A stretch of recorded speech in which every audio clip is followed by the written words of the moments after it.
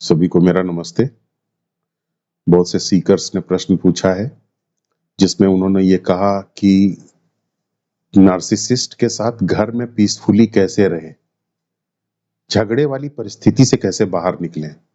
यानी ये वो रिकॉग्नाइज करते हैं कि नार्सिसिस्ट के साथ झगड़े वाली परिस्थिति किसी तरीके से पीस सबसे पहले बनी रहे, क्योंकि अगर पीस ही नहीं बनी रहेगी तो सब कुछ डिस्टर्ब हो जाएगा। यानी सबसे इंपॉर्टेंट चीज है कि पीस बनी रहे। तो ये पीस वाली सिचुएशन में हम कैसे रहें, पीस तभी होगी जब नार्सिसिस्ट के साथ हम झगड़े वाली परिस्थिति से बाहर निकलें। और झगड़े वाली परिस्थिति में हम तब बाहर निकल पाएंगे जब हम नार्सिसिस्ट के साथ जो डेडलॉक क्रिएट हो जाता है, जिसे कहते हैं लॉकिंग हॉर्न्स। जैसे दो जब जानवर लड़ते हैं तो आपस में सींग फंसा लेते हैं, उसे कहते हैं डेडलॉक। तो ये डेडलॉक कैसे हम इस डेडलॉक को सुलझाएं कि ये डेडलॉक खत्म हो जाए, यानी झगड़ा जो है थोड़ा रिजॉल्व रहे और ताकि हम पीस में रह सकें। हमारे शास्त्र में डेडलॉक को रिजॉल्व करने के बारे में बहुत कुछ कहा गया है। इवन श्री कृष्ण भगवान ने श्रीमद् भागवत गीता में जो चीज कही है वो भी डेडलॉक को रिजॉल्व करने की दृष्टि से ही कही है। और डेडलॉक को रिजॉल्व करने के लिए उन्होंने एक बहुत ही इंपॉर्टेंट चीज बताई है, और उसमें श्रीमद् भागवत गीता में श्री कृष्ण भगवान कहते हैं कि ये सृष्टि त्रिगुणात्मक है।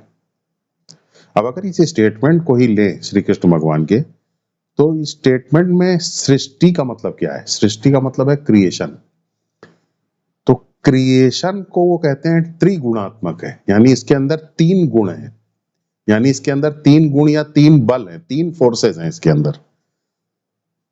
तो दूसरे शब्दों में अगर कहा जाए तो वो ये कहना चाहते हैं कि सृष्टि के अंदर किसी भी तरीके का, यानी इस जगत में कोई भी क्रिएशन या सृष्टि तभी हो सकती है, यानी कोई रिजल्ट तभी क्रिएट हो सकता है जब एटलीस्ट तीन बल मौजूद हो। और अगर तीन बल या तीन गुण नहीं है तो फिर कोई भी रिजल्ट नहीं निकल सकता। और वो तीन बल श्री कृष्ण भगवान ने श्रीमद् भागवत गीता में बताए। इन तीनों बलों को ठीक से समझा नहीं जा सका है अभी तक, और इनको जितना एक्सप्लोर किया जाएगा उतना नए नए रिजल्ट्स निकलेंगे। और श्री कृष्ण भगवान ने बहुत ही गूढ़ रहस्य है गीता में, ये जो त्रिगुणात्मक प्रकृति के बारे में वो कहते हैं। और इसका जो इंटरप्रिटेशन दिया जाता है सामान्यतः, वो इंटरप्रिटेशन काफी नहीं है इसके रहस्य को व्यक्त करने के लिए।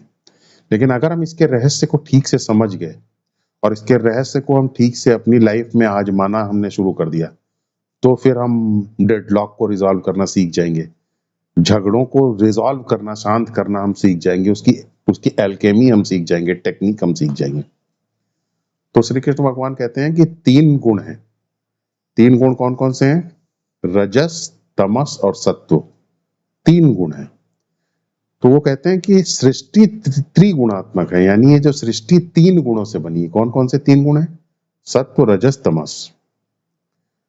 अब याद रखिए, सामान्यतः हम जब भी अपनी लाइफ में किसी चीज को देखते हैं या कोई भी काम करते हैं तो हम दो ही बलों को देखते हैं, दो ही गुणों को देखते हैं, दो ही फोर्सेस को देखते हैं।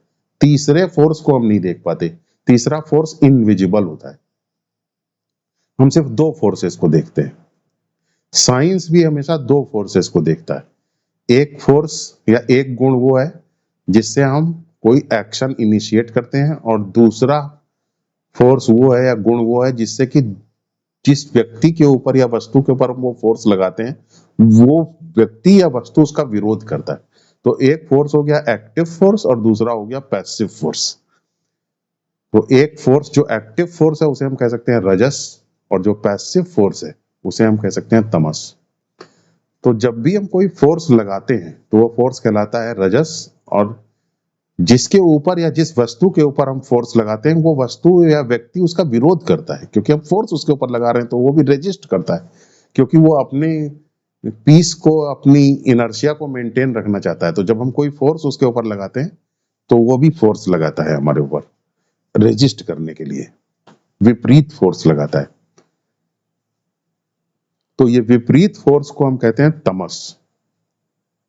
तो फोर्स दो ही हमें दिखाई देते हैं, एक एक्टिव फोर्स और दूसरा पैसिव फोर्स। एक फोर्स जो हम इनिशियलाइजिंग फोर्स लगाते हैं किसी एक्शन को करने के लिए, और दूसरा वो व्यक्ति या वस्तु जो है उसको रेजिस्ट करने के लिए फोर्स जो लगाता है उसे कहते हैं तमस। तो दो ही फोर्स हम देख पाते हैं, लेकिन याद रखिए विज्ञान भी यही दो फोर्स ही देख पाता है, लेकिन एग्जिस्टेंस में आप जैसा श्रीमद् भागवत गीता में श्री कृष्ण भगवान कहते हैं, एग्जिस्टेंस में दो बल के ऊपर सृष्टि नहीं है, सृष्टि तीन बल पे।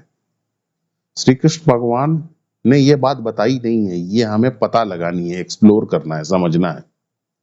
याद रखिए अगर आप तीसरा बल नहीं देख पाएंगे तो आप हमेशा डेडलॉक में रहेंगे या झगड़े में रहेंगे, झगड़ा रिजॉल्व नहीं होगा।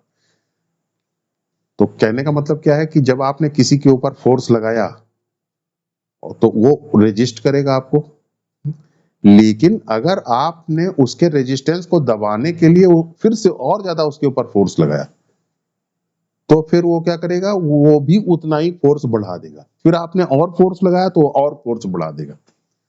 तो इस तरीके से जितना ज्यादा आप रजस बढ़ाएंगे उतना ज्यादा तमस बढ़ता जाएगा, जितना रजस बढ़ाएंगे उतना ज्यादा तमस बढ़ता जाएगा, और इससे डेडलॉक की सिचुएशन में आप पहुंच जाएंगे। इस डेडलॉक का कोई रेजोल्यूशन नहीं हो सकता जब तक कि आप थर्ड फोर्स इंट्रोड्यूस ना करें, और थर्ड फोर्स या तीसरा गुण दिखाई नहीं देता है, क्योंकि तीसरा गुण जो है वो हायर लेवल से आता है, एग्जिस्टेंस के हायर लेवल से आता है। याद रखिए दो फोर्स जो होते हैं रजस और तमस, ये तो डुअलिटी में रहते हैं, ये हर वक्त दिखाई देते रहते हैं, लेकिन तीसरा फोर्स हमेशा नहीं दिखाई देता।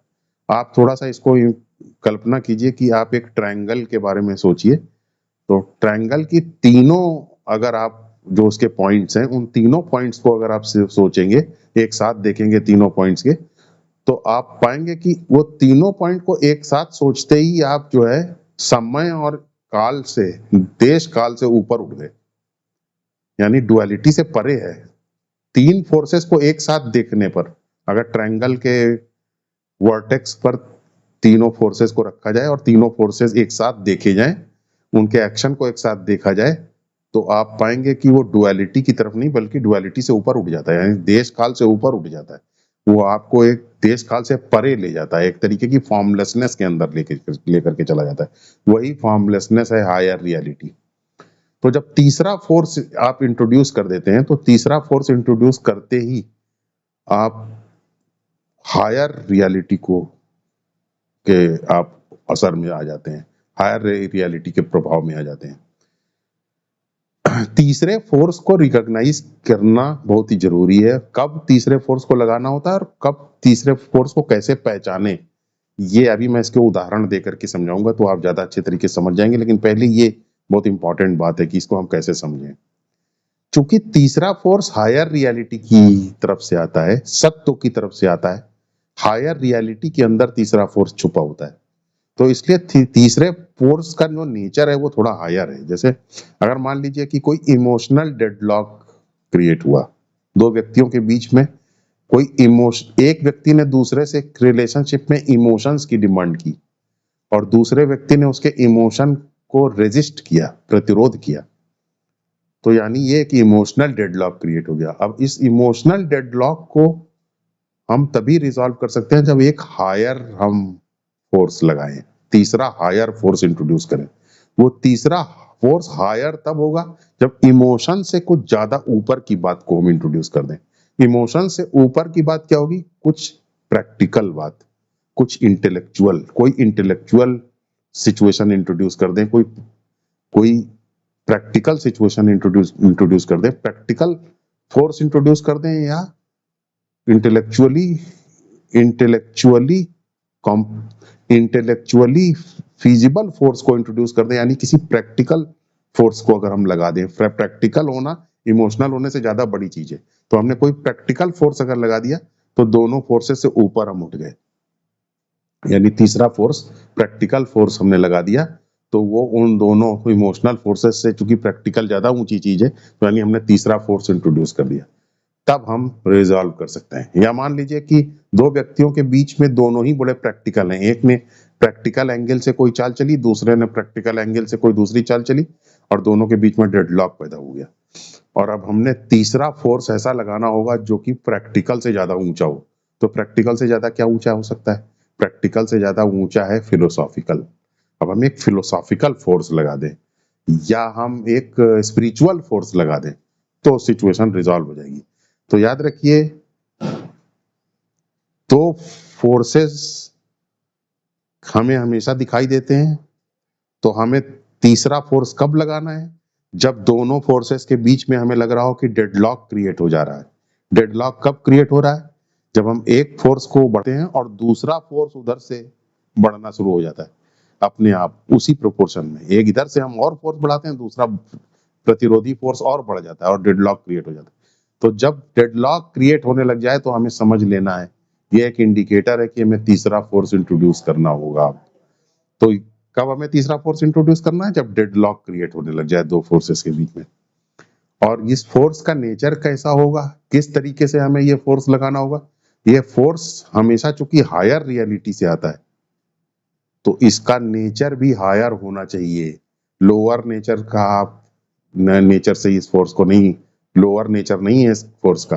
तो डेडलॉक जिस जिस तरीके के फोर्सेस से डेडलॉक क्रिएट हो रहा है उसको अगर रिजॉल्व करना चाहते हैं तो हमेशा हायर, उससे ऊंचा फोर्स लगाना होगा। यानी अगर इमोशनल प्रॉब्लम है तो प्रैक्टिकल फोर्स लगाना होगा, तीसरा फोर्स प्रैक्टिकल होना चाहिए। अगर प्रैक्टिकल प्रॉब्लम है तो तीसरा फोर्स फिलोसॉफिकल होना चाहिए या स्पिरिचुअल होना चाहिए।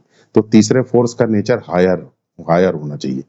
तो इस तरीके से जब हम तीनों फोर्स लगाना सीख जाते हैं तो हम किसी भी तरीके के डेडलॉक को रिजॉल्व कर सकते हैं। अब हम कुछ परिस्थितियां आपको बता रहे हैं, उन परिस्थितियों में मैं उदाहरण देकर के आपको बताऊंगा कि कैसे ये फोर्स लगाया जा सकता है। मान लीजिए कि मैं एक राइटर हूं और मुझे राइटिंग के लिए वक्त चाहिए और मैं राइटिंग के लिए अपना वक्त निकालता हूं। मान लीजिए रात में मैं अपना राइटिंग के लिए काम करता हूं। नार्सिसिस्ट को पता है कि मैं रात में अपना राइटिंग का वक्त निकाल रहा हूँ, राइटिंग में के लिए अपना वक्त निकालूंगा। तो नार्सिसिस्ट बार बार मुझे रात में डिस्टर्ब करता है ताकि मैं अपने राइटिंग वर्क को ना कर सकूं। क्यों डिस्टर्ब करता है? क्योंकि वो अपनी सुपीरियरिटी और कंट्रोल को एक्सरसाइज करना चाहता है, और सुपीरियरिटी और कंट्रोल के साथ साथ नार्सिसिस्ट उसको अटेंशन चाहिए, उसको वैलिडेशन चाहिए। इसलिए वो बार बार मुझे रेजिस्ट करता है, मुझे परेशान करता है ताकि मैं अपने वर्क, मेरे वर्क में डिस्टरबेंस क्रिएट करता है। अब मेरे पास दो फोर्सेस मुझे दिखाई दे रहे हैं। पहला फोर्स ये है कि मैं चाहता हूं कि नार्सिसिस्ट मुझे डिस्टर्ब ना करे, ये पहला फोर्स है। नार्सिसिस्ट मुझे डिस्टर्ब कर रहा है, ये दूसरा फोर्स है। ये दोनों फोर्स दिखाई दे रहे हैं। मैं चाहता हूं, जितना मेरे अंदर इस बात का गुस्सा बढ़ता जाता है कि नार्सिसिस्ट मुझे डिस्टर्ब ना करे, उतना ही ज्यादा नार्सिसिस्ट डिस्टरबेंस भी बढ़ाता जाता है। तो यानी अब ये डेडलॉक क्रिएट हो गया। अब डेडलॉक को मैं रिजॉल्व कैसे करूंगा? क्योंकि ये एक इमोशनल प्रॉब्लम है, इस इमोशनल प्रॉब्लम को रिजॉल्व करने के लिए मुझे कुछ एक तीसरा फोर्स लगाना पड़ेगा। तो अब मैं तीसरा फोर्स इंट्रोड्यूस करता हूं। तीसरा फोर्स क्या है कि मैं नार्सिसिस्ट के ईगो को अपील करूंगा। एक तीसरा फैक्टर मैं ले आ रहा हूं। मैं नार्सिसिस्ट से कहूंगा कि आपको तो बहुत नॉलेज है, आपके अंदर बड़ी समझ है, आपको मैं एक राइटिंग कर रहा हूं और लेकिन मैं उतना इसमें ठीक नहीं हूँ। मैं चाहता हूँ कि मैं जब इसको कंप्लीट कर लूँ, जो कि कल सुबह तक मैं कंप्लीट कर लूंगा या 2 दिन के अंदर मैं इसे कंप्लीट कर लूंगा, तो मैं चाहता हूँ जरा आप एक बार इसको देखिए और उसके बाद अपनी सुपीरियर विजडम से आप मुझे बताइए कि इसमें मैं क्या लिख सकता हूँ या इसमें क्या गलती है। तो अब ये मैंने एक तीसरा फोर्स इंट्रोड्यूस कर दिया। ये तीसरा फोर्स क्या है? मेरा उसके ईगो को ग्रीस कर दिया मैंने थोड़ा सा। ईगो को ग्रीस करने से क्या हो गया कि एक तीसरा फोर्स प्ले में आ गया, जो कि एक प्रैक्टिकल फोर्स मैंने डाल दिया। और जैसे ही ये तीसरा फोर्स प्ले में आएगा तो नार्सिसिस्ट जो है तुरंत वहां से चला जाएगा। अब फोर्सेस रिजॉल्व हो गए और अब वो चला जाएगा और मुझे लिखने का टाइम मिल जाएगा। तो इस तरीके से मैंने एक तीसरे फोर्स को इंट्रोड्यूस करके अपनी सिचुएशन को रिजॉल्व कर लिया। याद रखिए, नार्सिसिस्ट से सर्टेन रिलेशनशिप रखना जरूरी है, क्योंकि तीसरा फोर्स हम इस बिना रिलेशनशिप के नहीं इंट्रोड्यूस हो सकता, क्योंकि तीनों फोर्स में एक रिलेशनशिप हुए बिना तीनों फोर्स को प्ले में नहीं लाया जा सकता। दो फोर्सेस में झगड़े से भी काम चल जाएगा, लेकिन तीसरा फोर्स अगर इंट्रोड्यूस करना चाहते हैं तो एक रिलेशनशिप का होना जरूरी है। तो मैंने एक रिलेशनशिप बनाए रखा, क्योंकि हम झगड़े में नहीं पड़ना चाहते हैं, हम पीस को पैदा करना चाहते हैं ना। डेडलॉक के तो अगेंस्ट हम काम कर रहे हैं। तो हमने एक तीसरा प्रैक्टिकल सिचुएशन की। नार्सिसिस्ट के ईगो को मैंने थोड़ा सा पैम्पर किया और मैंने उससे कहा कि आप तो बड़ा अच्छा लिखते हैं, आपको तो बहुत नॉलेज है, आप मुझे थोड़ा सा बताइएगा, ऐसे मैंने बोला।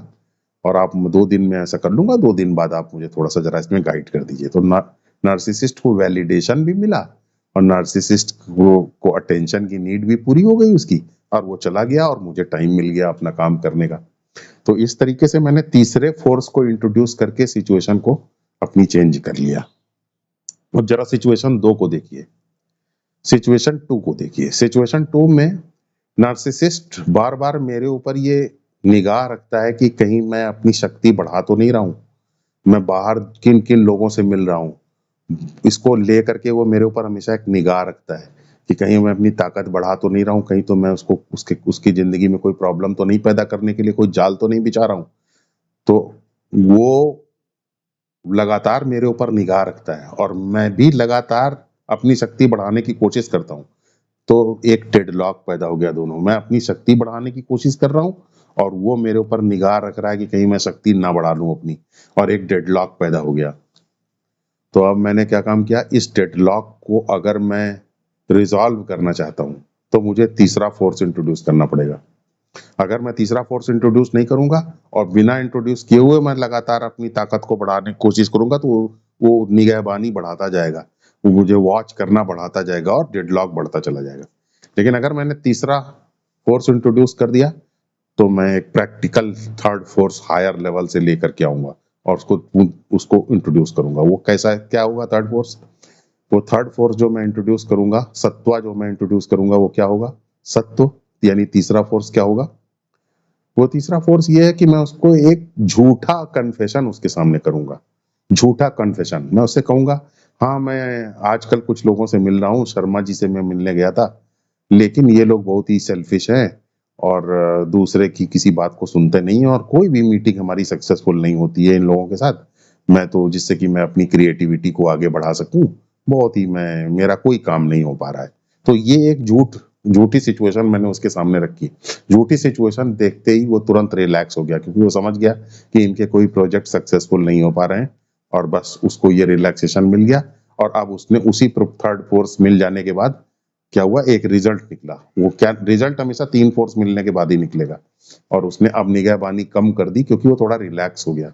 और मेरे जो कि मैं तो लगातार सक्सेसफुल हूँ, क्योंकि दूसरे लोगों से मिल करके मैं अपनी शक्ति बढ़ा रहा हूँ, मैं इसमें सक्सेसफुल हूँ। लेकिन मैंने एक छद्म कहानी सुनाई, एक फेक नैरेटिव, फेक कन्फेशन उसके सामने किया कि ऐसा मैंने एक मिस्टर शर्मा की एक झूठी कहानी बता दी कि वहां पे मुझे सक्सेसफुल बिल्कुल मैं नहीं हो पा रहा हूँ, कोई सक्सेस नहीं मिल रही है, लोग मुझे रिजेक्ट कर दे रहे हैं, मेरी क्रिएटिविटी को रिजेक्ट कर रहे हैं। ऐसा झूठा कन्फेशन किया मैंने, और कन्फेशन का तीसरा मैंने एक फोर्स इंट्रोड्यूस किया और इससे नार्सिसिस्ट रिलैक्स हो गया और डेडलॉक भी ब्रेक हो गया और मैं अपनी फ्रीडम को भी लगातार बढ़ाने के लिए कोशिश जारी रख पा रहा हूँ।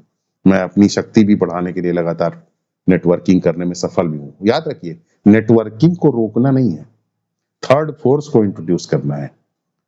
क्योंकि अगर थर्ड फोर्स आप इंट्रोड्यूस करेंगे तो नेटवर्किंग भी जारी रखेंगे और डेडलॉक भी नहीं हो पाएगा। इसी को कहते हैं रिजल्ट निकलना। रिजल्ट की सृष्टि तभी हो सकती है जब तीनों फोर्स मिले। मान लीजिए कि मैं तीसरी सिचुएशन में आपके सामने रखता हूँ। मान लीजिए कि मैं जो हूँ रोज अपना इंपॉर्टेंट नोट्स लिखता हूँ, या वीडियो में मुझे क्या बनाना है इसको मैं लिखता हूँ और लिख करके अपने पास रखे हुए हूँ। और ये मेरा बहुत ही इंपॉर्टेंट डॉक्यूमेंट है, मैं ये अपना डॉक्यूमेंट संभाल के रखना चाहता हूँ कि मैं नहीं चाहता हूँ कि इसको कोई किसी नार्सिसिस्ट के हाथ में वो पड़े और उसको मैनिपुलेट कर दे या डिस्ट्रॉय कर दे, या कोई मेरे लिए प्रॉब्लम पैदा कर दे मेरी चीजों के बारे में जान करके।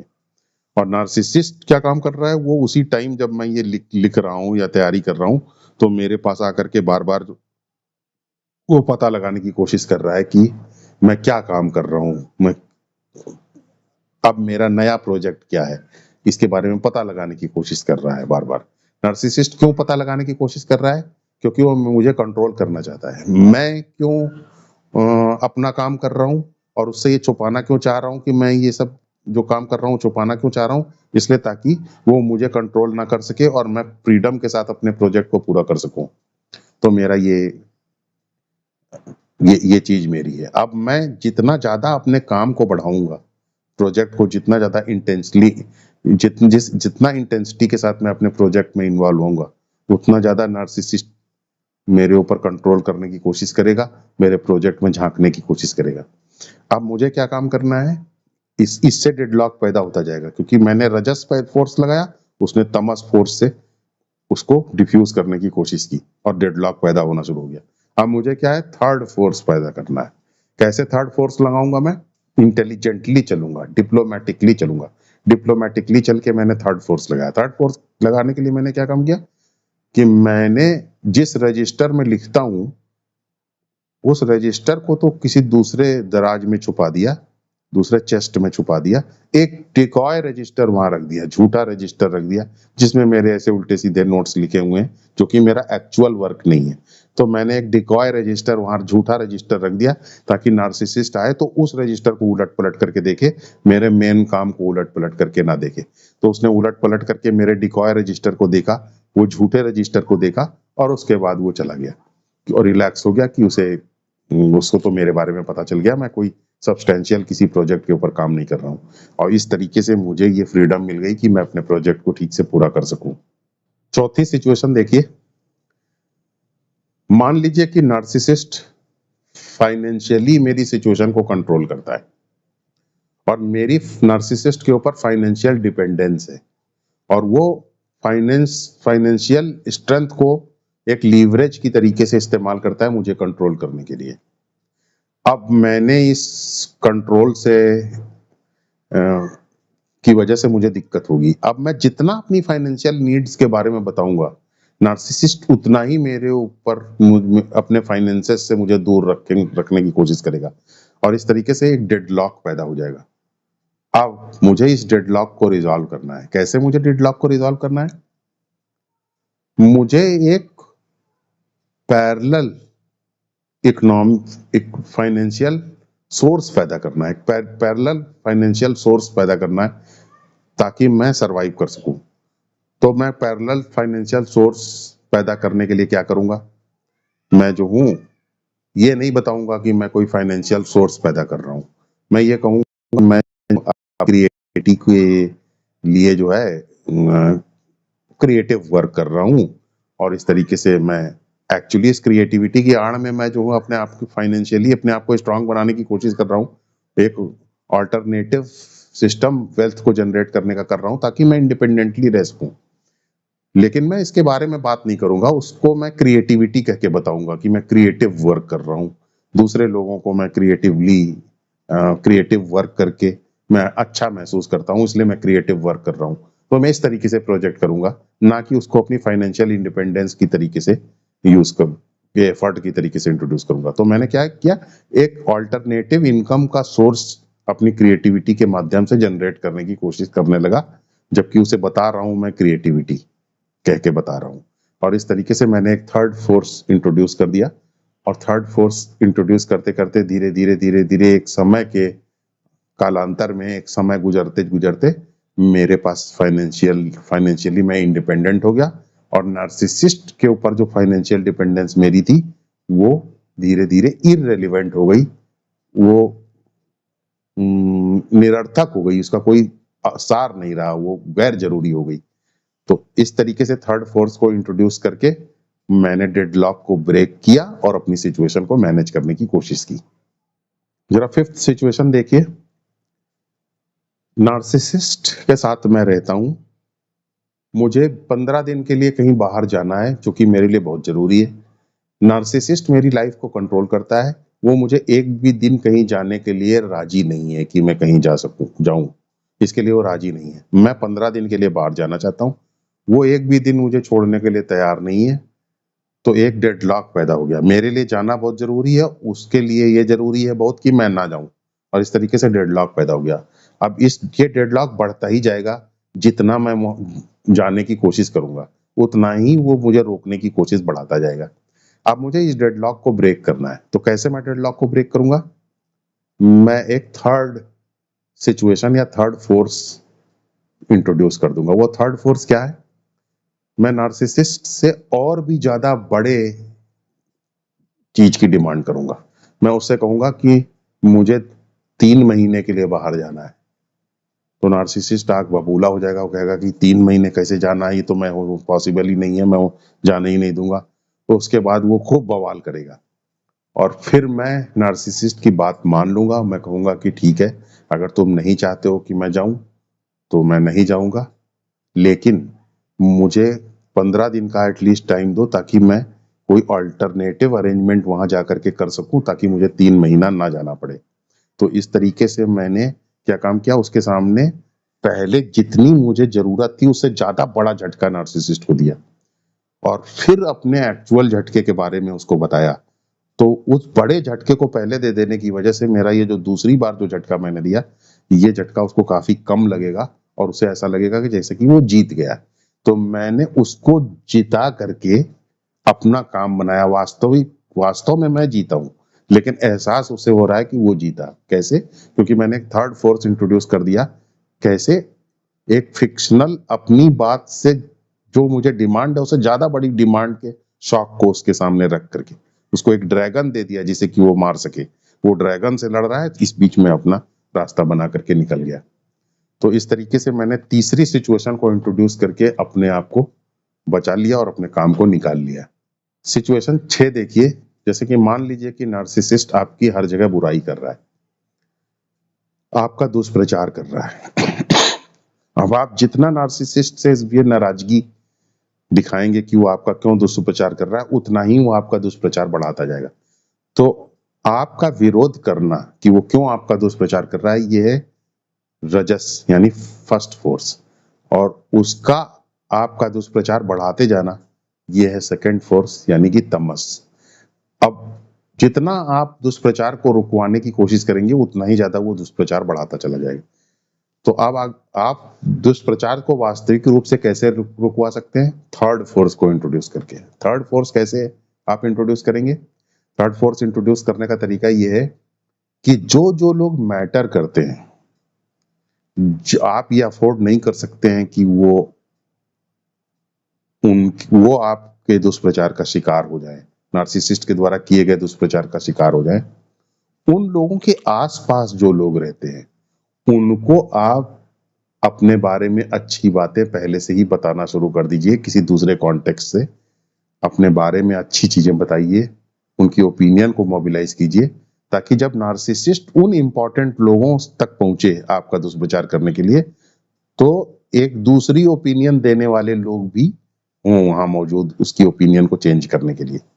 तो आपने क्या काम किया? आपने थर्ड फोर्स इंट्रोड्यूस किया कि उन महत्वपूर्ण लोगों को जिनको की जिनके जिनके सामने नार्सिसिस्ट दुष्प्रचार करके नुकसान पहुंचा सकता था, उन महत्वपूर्ण व्यक्तियों के आसपास जो लोग थे, उनको आपने थोड़ा सा समझाया बुझाया, अपने बारे में अच्छी बातें बताई, और आपके बारे में एक अच्छी ओपिनियन उनकी निगाह में दे दी, ताकि जब वो महत्वपूर्ण व्यक्ति आपकी बुराई करे तो ये लोग ये बता सकें कि नहीं, आप ज्यादा अच्छे व्यक्ति हैं, आपने ये अचीवमेंट किया, वो अचीवमेंट किया। तो इस तरीके से आप कुछ ना कुछ करके अपने दुष्प्रचार को न्यूट्रलाइज कर सकते हैं, थर्ड फोर्स को इंट्रोड्यूस करके। तो आप समझ रहे हैं? या डॉक्यूमेंटेशन आप कर ले, मेमोरी से ही सिर्फ सिचुएशन को ना से रिजॉल्व करें, डॉक्यूमेंटेशन आपने करना सीख लिया। जो चीज सही है वो आपने लिखना शुरू कर लिया, प्रूफ के तौर पे आपने उसको प्रोटेक्ट करना, प्रिजर्व करना शुरू कर दिया, ताकि जरूरत पड़ने पर आप उसको दिखा सकें। तो इस तरीके से आपने थर्ड फोर्स इंट्रोड्यूस कर दिया और नार्सिसिस्ट के दुष्प्रचार को जो है आपने डिफ्यूज कर दिया। सातवीं सिचुएशन देखिए कि मान लीजिए कि नार्सिसिस्ट आपको हमेशा प्रोवोक करता है। नार्सिसिस्ट आपको हमेशा उत्तेजित करता है। मान लीजिए कि वो आपको इंसल्ट करने की कोशिश करता है कि आप सही आदमी नहीं हो, आप सही व्यक्ति नहीं हो, लेकिन और आप क्या है उसके इंसल्ट और उत्तेजना में आ जाते हो और उसका विरोध करने लग जाते हो। तो इससे क्या होगा, डेडलॉक बढ़ता चला जाएगा। अब आपने क्या काम किया, आपने क्या करना है, आपने थर्ड फोर्स इंट्रोड्यूस कर दिया। थर्ड फोर्स क्या है, थर्ड फोर्स है आप रिएक्ट करना बंद कर दिया। रिएक्ट करना बंद करने का मतलब क्या है कि जब उसने ये कहा कहा कि आप वो सही आदमी नहीं हो, आप ऐसे नहीं हो, ऐसे नहीं हो, तो आपने कहा कि मैं जरूर इसके ऊपर देखूंगा, आप शायद सही कह रहे हैं। तो ये आपने इमोशनली कुछ रिएक्ट ही नहीं किया है, या उसने आपको उत्तेजित करने की कोशिश की, तो कुछ आपको बोला, आपने कहा कि नहीं नहीं ये बड़ा आपका इंटरेस्टिंग ऑब्जर्वेशन है, इसको मैं देखूंगा, और इस तरीके से उत्तेजित ही नहीं हुए। तो आपने रिएक्ट ना करने का एक थर्ड फोर्स इंट्रोड्यूस कर दिया, सत्व बल आपने इंट्रोड्यूस कर दिया।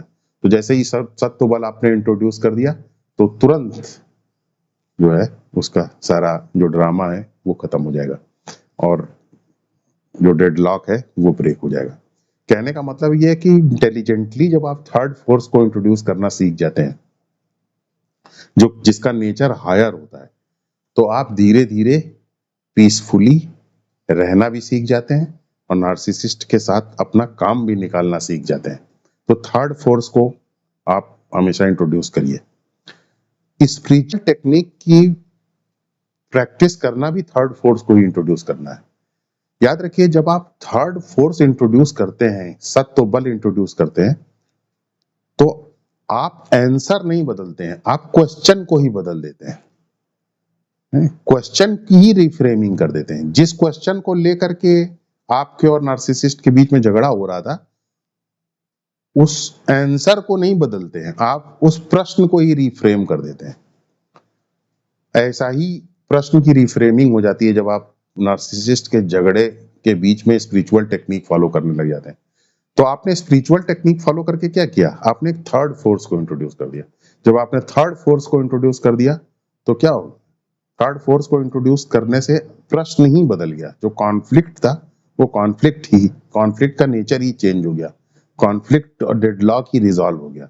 तो इसलिए हमेशा थर्ड फोर्स को इंट्रोड्यूस करके ही, जैसा श्री कृष्ण भगवान ने श्रीमद् भागवत गीता में हमें बताया है, हम डेडलॉक से बच सकते हैं। और डेडलॉक से बचने का और कोई तरीका नहीं है। और हम थर्ड फोर्स तभी इंट्रोड्यूस कर सकते हैं जब नार्सिसिस्ट के साथ हम एक सर्टेन रिलेशनशिप में रहें और ये हम डिसाइड कर लें कि हमें झगड़ा नहीं करना है, हमें कोई बवाल नहीं करना है, कोई डेडलॉक नहीं बढ़ाना है। तो हम इजिली थर्ड फोर्स को इंट्रोड्यूस करके क्राइसिस को रिजॉल्व कर सकते हैं और सिचुएशन को मैनेज भी कर सकते हैं और अपनी फ्रीडम और इंडिपेंडेंस के लिए और अपने गोल्स के लिए एफर्ट्स भी कर सकते हैं।